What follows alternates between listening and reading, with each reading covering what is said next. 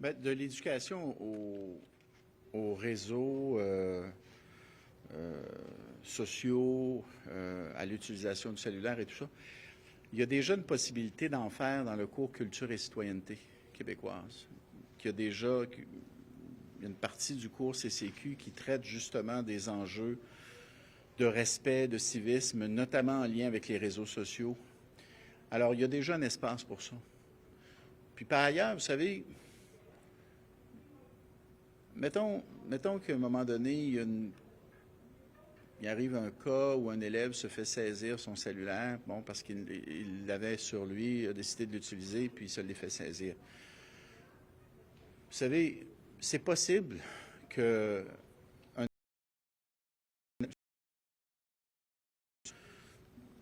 puisse s'asseoir avec lui, puis discuter, puis expliquer la raison pour laquelle on a fait ce changement-là. Moi, je comprends très bien qu'il y a des élèves qui soient récalcitrants, puis je comprends aussi qu'il y a des enseignants ou des membres du personnel scolaire qui soient récalcitrants puis qui auraient fait les choses autrement. Cela étant dit, moi, je pense que la transition va bien se faire. Ça va prendre un certain temps. Il va y avoir un processus d'adaptation et de la part des élèves et de la part du personnel scolaire. Puis en bout de ligne, honnêtement, je pense qu'on va, par ces mesures-là, contribuer à créer au sein de nos écoles un climat plus respectueux des élèves entre eux, puis plus respectueux aussi envers les adultes, envers le personnel, envers la fonction qu'ils occupent, puis envers l'autorité qu'ils incarnent. Fait que je pense qu'en bout de ligne, ça va être très positif. Mais c'est normal qu'au début, qu'il y ait des discussions, qu'il y ait une période d'adaptation. Ça fait partie de tout processus de changement. Est-ce que Québec a l'intention de légiférer concernant l'intelligence artificielle? Parce qu'on sait que c'est assez facile désormais de tricher. On s'entend, est-ce qu'il y a une vision de Québec concernant l'intelligence artificielle? Oui, bien, on a déjà on a commencé à mettre en cadre on a commencé à mettre en place un cadre, justement, sur l'utilisation de l'intelligence artificielle.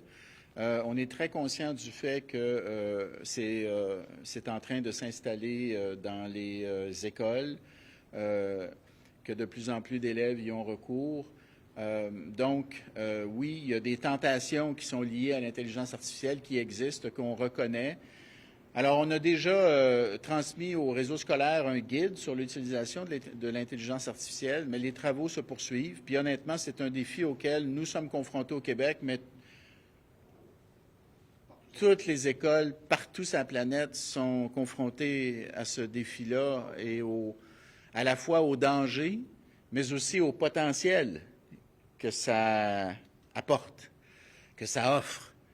Alors, moi, je pense qu'il va falloir apprendre à vivre avec l'intelligence artificielle, en limiter les dangers et aussi en utiliser les forces. Mais c'est une étude actuellement parce qu'on ne sait pas comment réagir. On a déjà commencé, comme je vous dis, on a commencé les travaux. On a déjà, je pense, on peut dire un guide, hein, c'est comme ça qu'on peut l'appeler, un guide sur l'utilisation de l'intelligence artificielle. Mais c'est sûr que le personnel scolaire doit être très vigilant par rapport à la tricherie, par exemple. Mais en même temps, il faut, comme société, puis nous, comme les autres, on doit se poser la question, comment est-ce que l'intelligence artificielle pourrait nous permettre d'améliorer nos pratiques, nos façons d'enseigner? Alors là-dessus, tout le monde est convié à la même réflexion. Puis je pense qu'on va trouver à un moment donné une sorte de juste milieu.